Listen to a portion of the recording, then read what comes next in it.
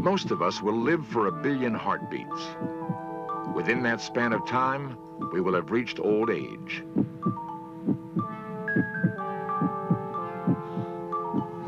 Today, however, aging and death are becoming less inevitable. We are moving closer to the dream of immortality.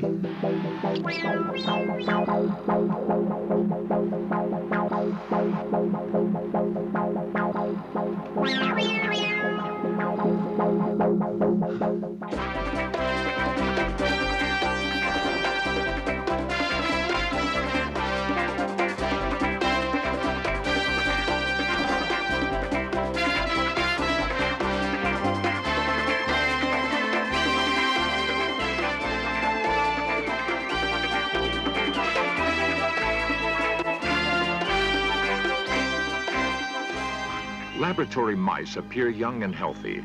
They are, by human equivalent, over 100 years old. Experiments indicate that our lifespans might also be greatly extended. We have sought forever to understand the mystery of why we grow old. Now, that goal is coming within our grasp.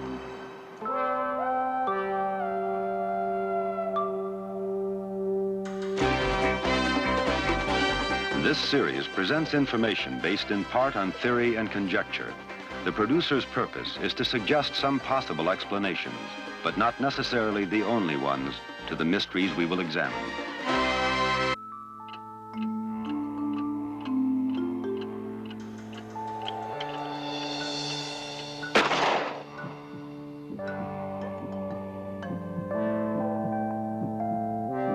Like distance runners on a measured course, all of us will move through time in a roughly predictable pattern.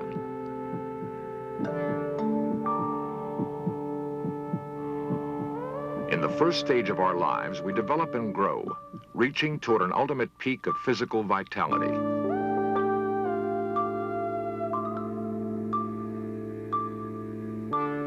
As we mature, however, the body begins an irreversible process of gradually wearing out.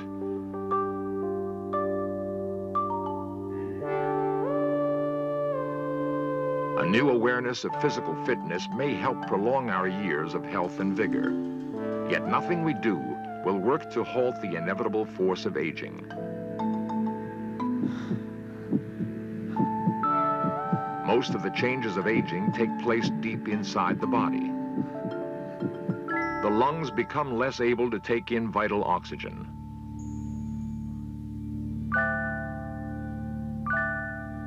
Powerful muscles gradually lose their strength. The heart loses power and pumps less blood.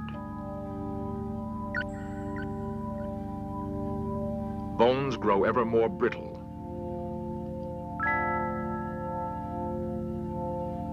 Valves and arteries begin to harden.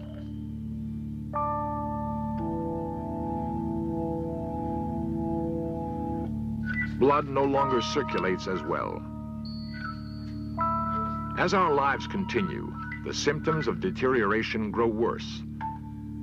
The body becomes more and more vulnerable.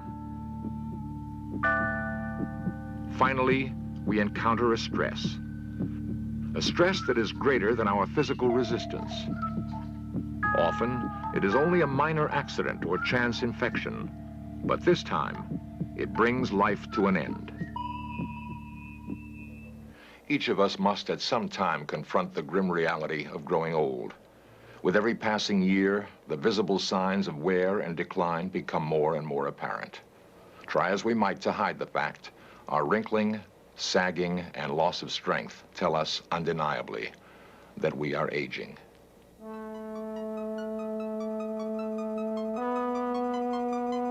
Since our earliest history, we have been obsessed with the idea of prolonging life and recapturing lost youth. We have endlessly searched for ways to vanquish the physical toll of passing time and a means to unlock the working secrets of the clock of aging that ticks inside us.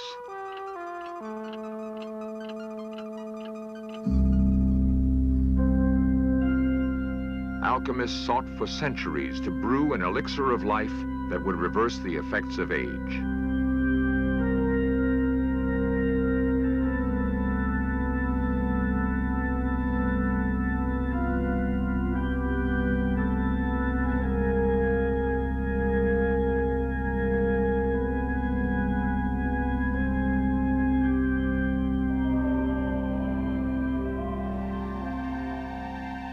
In 1919, a rejuvenation treatment was introduced by a Russian-born surgeon named Serge Voronov. Using the sex organs of chimpanzees, Voronov grafted their tissue into the bodies of aging men. Voronov claimed amazing results, and his therapy made him a millionaire. Yet the popular treatment met a sudden end when numerous patients became accidentally infected with syphilis from the chimps. Nevertheless, Voronov's work was a pioneering step in medicine.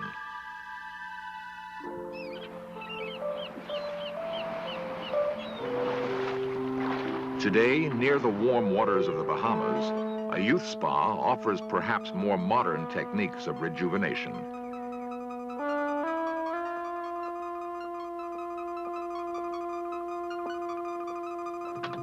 Dr. Elliot Goldwag is the spa's executive director. It is a place that he describes as being devoted to the study and application of revitalization therapies.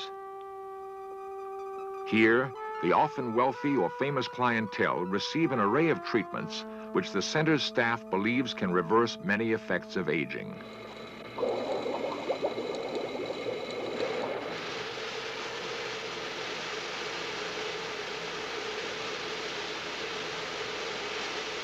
To open pores and renew the skin, faces are bathed in a warm mist of steam. This is a general relaxation training procedure. Rest your arms beside you. Clients who have problems sleeping are taught techniques to induce relaxation. I feel the tightness going out of my chest. The skin is carefully checked for flaws and signs of unusual wear.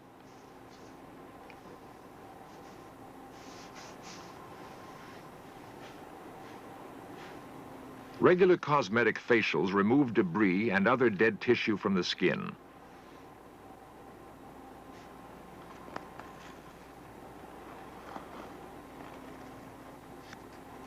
A facial mask is said to improve color and texture and to restore youthfulness.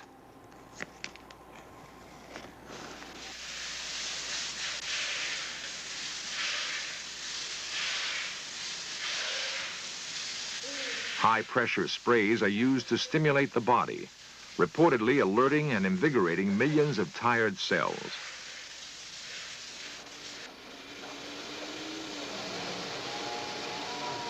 Inhaling atomized seawater mixed with aromatic oils is prescribed to aid respiration.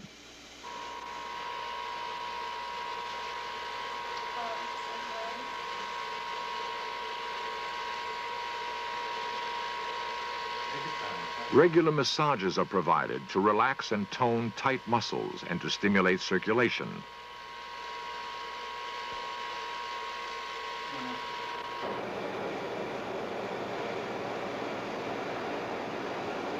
Warm seawater baths are said to allow natural minerals to absorb into the skin.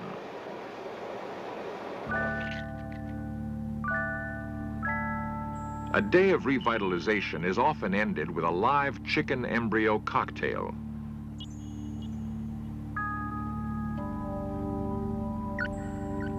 The egg is believed to act as a biological catalyst to stimulate healthy cell growth and revitalize tissue.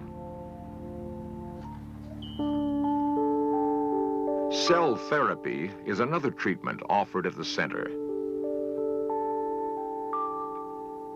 Cells from unborn lambs supposedly revitalize aging tissue when injected into the body.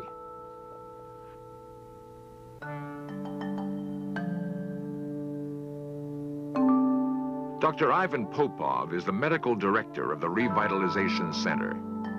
You have two kinds of troubles which we call premature aging. Some of them are irreversible. If you have intoxicated yourself and ruined your liver, very often it's practically impossible to correct it. But you have many reversible phenomena. And those reversible phenomena, by stimulating our own body to react, to fight against aging, we can't make anybody one day younger than they are. But we can make them function and look younger, because the majority of the people does function and does look older than they should.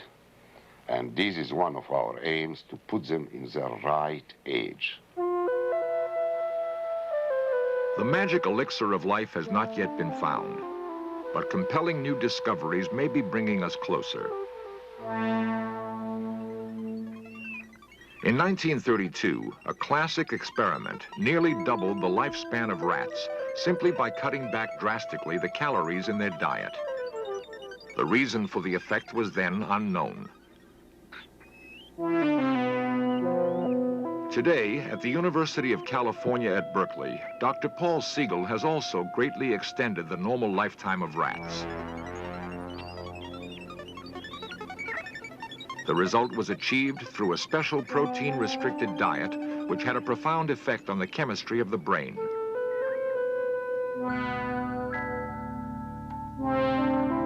Siegel showed that within the brain, specific chemicals control many of the signals that influence aging. By altering that chemical balance, the clock of aging can be reset. Since the mechanism of aging may not be very much different in rats than in humans, it implies that we're no longer stuck with the idea that we have to get old. It means that we can now devise treatments that can alter the rate of aging, not only in rats, but eventually in humans.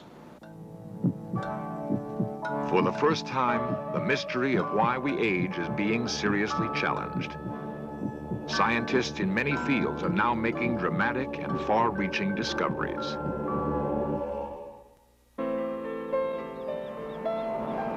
An average lifetime lasts 75 years, yet in each of us lies a potential for near immortality. If we could retain the vitality and resistance to disease that we have at age 20, we would live for 800 years.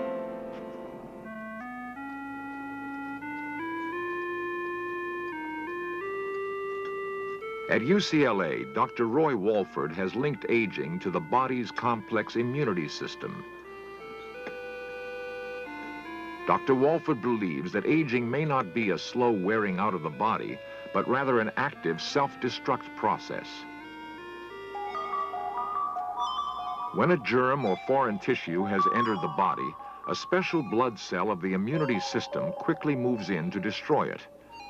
Dr. Walford believes that with time, the immunity system loses its ability to tell the difference between the body's own cells and foreign invaders that should be destroyed.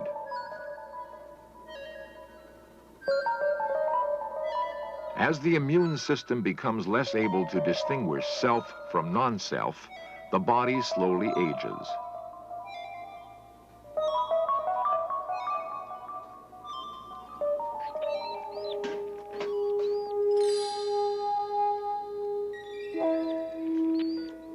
Experiments with mice have supported Dr. Walford's ingenious theory. When injected with drugs to suppress their immune systems, their lifespans were greatly increased.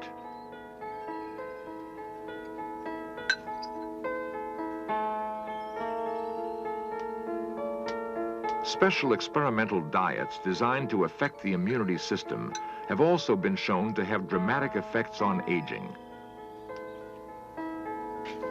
Two mice are the same age. A lifetime on a normal diet leaves one tumored and ready to die. The other, whose diet has been carefully controlled, still appears young and healthy. A new experiment in Dr. Walford's research involves a technique called parabiosis. A young and an old mouse are surgically attached to share a common bloodstream. Perhaps the younger mouse's immune system will extend the lifespan of the older mouse.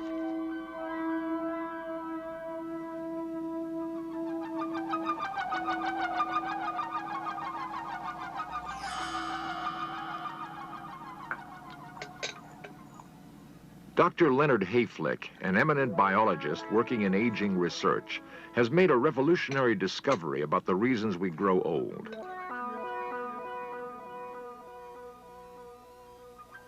It was long thought that individual human cells could continue living indefinitely.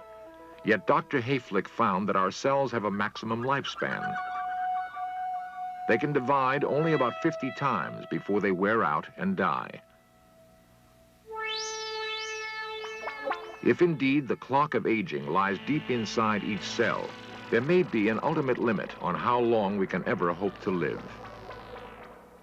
I think the goal of extending our useful lives for longer periods of time within the normal lifespan is certainly a possibility and a probability. But I think that increasing the absolute lifespan for man is very improbable. Nevertheless, Dr. Hayflick continues his search, deeper into the mysteries of the living cell, probing for the secrets of why the body grows old. It's pointless to have as our goals in gerontological research increasing the length of time we spend on this planet simply for the sake of increasing the time. I think what is important to consider and what's essential to consider is how that time is spent. If we're to spend it with an additional 10 years of infirmities of old age, I don't think that's desirable. If we're to spend it with additional 10 years of vigor and activity, both physical and mental, then that is the kind of goal we should strive for. To understand the mechanisms of aging, to the extent that people will live a full and productive life until the stroke of midnight on their 100th birthday, at which time we would all drop dead. Today, even the finality of death does not necessarily mean an end to life. A technique called cryonics may offer a hope of immortality. A California cryonics facility is operated by Art Quaife. Cryonics is the science of low-temperature preservation of human life. Cryonic suspension is the freezing procedure by which we preserve patients after they've been pronounced dead in the hope that at some future date, medical science will be able to cure whatever they died of, repair the damage caused by the freezing procedure itself, and restore them to life. Now, in this capsule, we have two human patients, a 65-year-old man and a 75-year-old woman, both of whom died on the same day 3.5 years ago. Their families arranged to have them placed into cryonic suspension. They're being maintained at the temperature of liquid nitrogen, which is minus 320 degrees Fahrenheit. At this temperature, there's going to be virtually no change or deterioration or decay for literally eons. These patients are not immortal now. They won't be if and until we can restore them to life. I think that if indeed that does prove possible in the future, it'll be at a time when it'll be very likely that almost all the afflictions of man will be treatable, and people living at that time will have the expectation of living indefinitely into the future.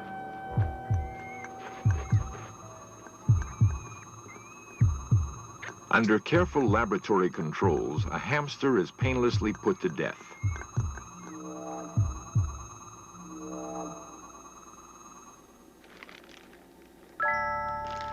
The animal is packed in ice, maintaining its body temperature at freezing level. It is completely lifeless. Its heart is motionless.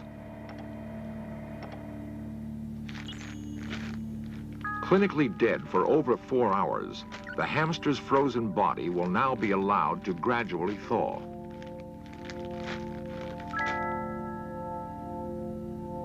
Dr. Paul Siegel will carefully monitor its temperature and other vital signs. So far, there is no indication of life. The hamster is still dead. Dr. Siegel now uses a simple desk lamp to help warm the hamster.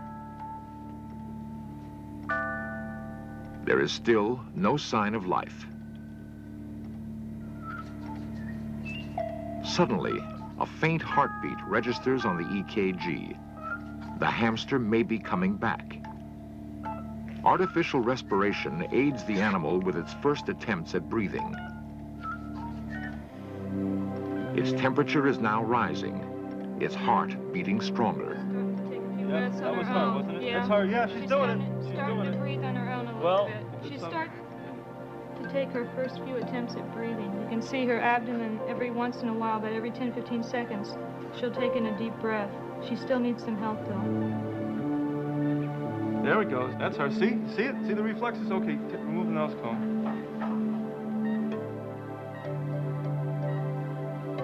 As the hamster returns to life, Dr. Siegel carefully watches its breathing and muscular reflexes.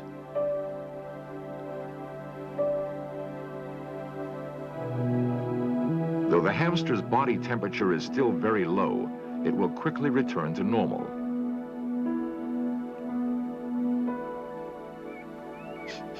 Soon, the hamster is almost completely recovered. For this particular animal, its amazing experimental voyage through death and back has already been taken 5 times.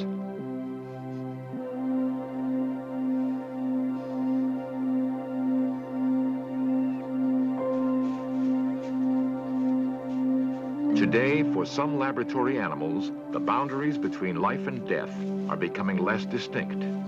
It may not be long before we ourselves can venture safely through death and return to catch at least a glimpse of immortality. Though aging and death may be what nature planned for us, science is at last unraveling some of the mysteries of growing old. The process is no longer beyond our understanding and is quickly becoming controllable.